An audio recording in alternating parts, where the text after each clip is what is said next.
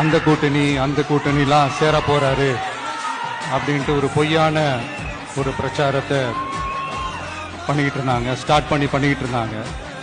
இந்த நியூஸ் எல்லாம் கேட்டு நீங்க கொஞ்சம் கன்ஃபியூஸ் ஆயிருப்பீங்க.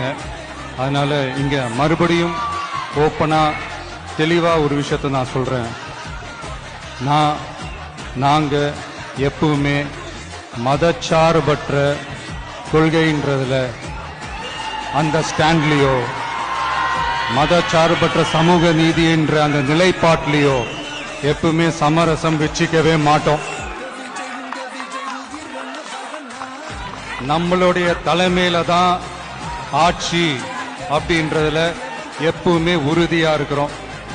நம்மளுடைய முதல் மாநாட்டில் கூட நான் சொன்ன மாதிரி அரசியல்ல யாருக்காகவும் எதுக்காகவும் எந்த விதமான ஒரு சமரசமும் நாம வச்சுக்க போறதே இல்லை. அந்த பேச்சுவார்த்தையே கிடையாது. சரிங்களா?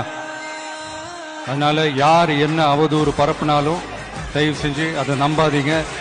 எல்லாம் வல்ல இறைவனின் அருளால் நாம நினைச்ச டார்கெட்டை நம்மளால நிச்சயமா அடைய முடியும்.